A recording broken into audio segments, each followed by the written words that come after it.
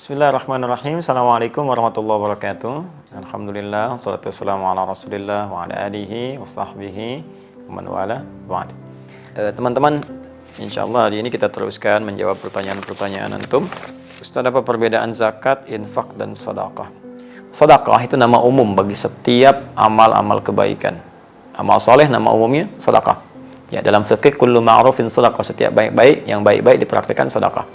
Ya, tidak harus kemudian menggunakan uang melulu, tidak. Bisa dengan misalnya bisa bantuan dengan pakaian, ya, bisa bantuan dengan makanan, ya. Jadi ada yang sifatnya dengan harta. Karena itu dalam Al-Qur'an zakat pun disebut sedekah. Disebut sedekah. Ya, buka Quran misalnya surah ke-9 atau ayat 103. Khudz min amwalihim sedekah. Ambillah dari harta mereka yang sudah masuk nisab sebagai sedekah. Zakat. Ya. Padahal di situ maksudnya zakat. Kenapa disebut dengan sedekah? Sedekah itu pertama berasal dari kata as-sidqu, ya. Kemudian beralih menjadi kata tasdik, sesuatu yang benar dan membenarkan. Jadi bukti pembenaran iman seseorang, dia mau mengamalkan imannya, membantu dia beramal soleh. Mengamalkan perintah Allah adalah pembuktian dari iman. Karena itu ketika dia membuat kemudian keputusan untuk berzakat, artinya dia membenarkan imannya, karena Allah perintahkan zakat. Misal Allah perintahkan di Al-Baqarah ayat ke-43, wa aqimus shalah wa atuz zakah. Ya, tunaikan salat, keluarkan zakat. Anda beriman kepada Allah dan Anda buktikan saya keluarkan zakat, berarti Anda membenarkan iman Anda kepada Allah. Anda membenarkan perintah Allah. Ketika Anda membenarkan perintah Allah disebut dengan tasdik namanya. Ya, kebenarannya disebut shadiq, yang terus membenarkan disebut siddiq. Karena itu sahabat Abu Bakar disebut as-siddiq karena terus membenarkan perintah Allah dan Rasulnya. Nah, zakat disebut dengan sedekah salah satunya karena itu pembuktian keimanan kita kepada Allah. Ya.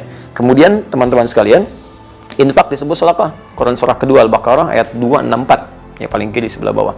Ya ayyuhalladzina amanu la tubtilu shadaqatikum bil manni wal adza kalladzi yunfiqu malahu riya'an nas. Hei orang-orang beriman, jangan batalkan, gugurkan amal-amal kebaikanmu yang telah lelah engkau tenun dengan melakukan perbuatan yang merusak seperti orang infak yang riya. Nah, infak riya itu disebut dengan bagian infaknya disebut dengan sedekah.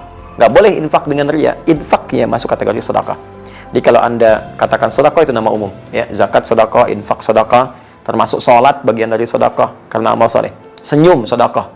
Ya, basmatuka fi wajhi akhika sedekah. Senyummu yang membahagiakan temanmu itu sedekah.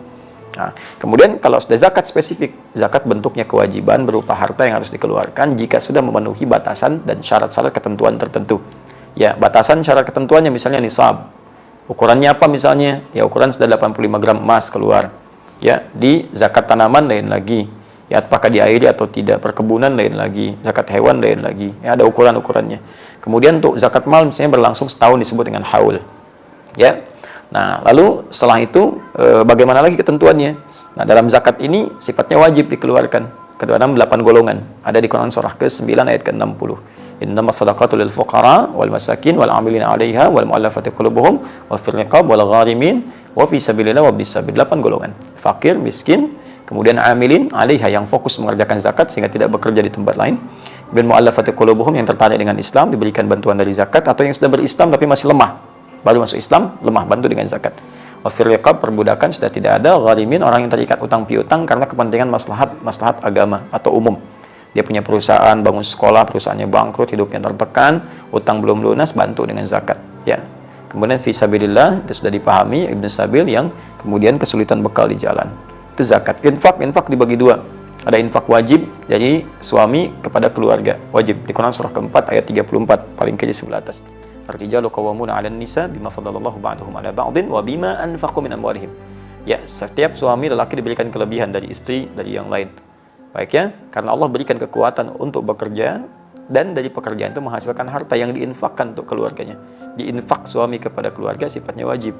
Ada infak yang sifatnya sunnah. Ya, setelah selesai kebutuhan keluarga udah beres semua, nah kelebihannya digunakan untuk infak sunnah. Contohnya Quran surah kedua ayat 215, paling kanan sebelah bawah. Ya, wa yas'alunaka madza yunfiqun, mereka bertanya tentang apa yang harus diinfakkan. Qul ma anfaqtum min khair. Kalau mau infak katakan Muhammad SAW, infakkan yang baik-baik. Untuk siapa? Lil walidain, orang tua, wal aqrabin, kerabat dekat, wal yatama, anak-anak yatim, wal masakin, orang miskin, wabni sabil, orang kesulitan di jalan dalam mendapatkan bekal. Itu contoh-contoh infak yang sunnah. Selebihnya umum. Ya, umum infak-infak misalnya untuk infak ke masjid, infak untuk yang sifatnya Anda ingin berikan, ya boleh. Itu ada di Quran surah kedua ayat 261. Kaidah umum, dibalasnya langsung 700 kali lipat dengan izin Allah Subhanahu wa taala. Sekira itu, Allah taala alam bissawab. Semoga Allah berikan kemuliaan. Kita berjumpa lagi di sesi yang lain insyaallah. Subhanakallahumma wa bihamdika asyhadu an la ilaha illa anta astaghfiruka wa atubu ilaik. Assalamualaikum warahmatullahi wabarakatuh.